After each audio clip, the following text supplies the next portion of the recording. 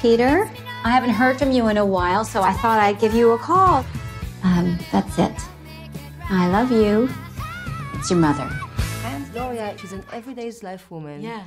Telling an everyday's life story, and she wouldn't be the star of a movie usually, right?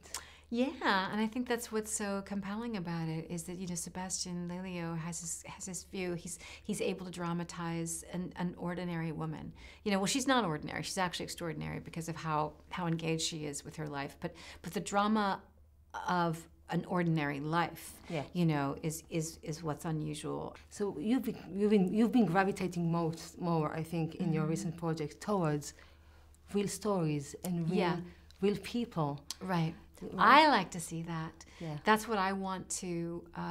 That's what I want to watch in a movie. And I also want to see things that are human, that I believe, you know, that I recognize. Yeah. I find myself incredibly moved by that. I mean, she's dealing with aging, and then at one point she even hears the sentence, "Life goes by in a flash," like that. Right. Right? But that's her mother.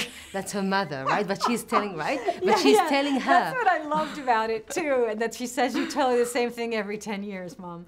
You know, so. But I think I think it's true, and I think that's true for everybody. Yeah. You know, no matter where you are in your life, and I think that observation of it is great to see. There's a bit of a struggle about aging and the way they feel, or aging and the way the world is conceiving them. Do you feel like, for example, in Hollywood as well, there's like this sense of staying young forever? I think it's really important that we get rid of that narrative, because I don't think that's our narrative. When people talk about these ideas, it's like, well, is that a narrative that women invented? I don't think so. You know, like that. So people were talking about this thing. Well, just about this thing about invisibility, and I'm like, well, I don't think that. Like, it's like, I see you, you see me, therefore we're not invisible. It's like, if you are the subject of something, then yes, you could feel invisible because you're not being seen. But if you are the object of something, then you're never going to be invisible, because it's how you interact with the world. And that's one of the things that's interesting about Glorya, too. It's really about every interaction she has. It's all from her point of view. Yeah. So she's not invisible. She's actively acting in the world. And she loves music, and she loves dancing, and I think she kind of expresses herself a lot through it. Yeah. And it seemed like you enjoy it as well.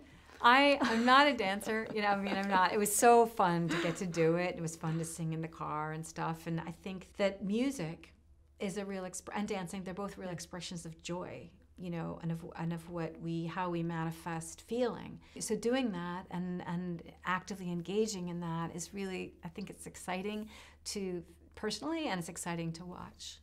This is your, I think, 75th movie or something like that. Yeah. So this is like an astonishing number. I know. Well, you know, some of them were really little, so yeah.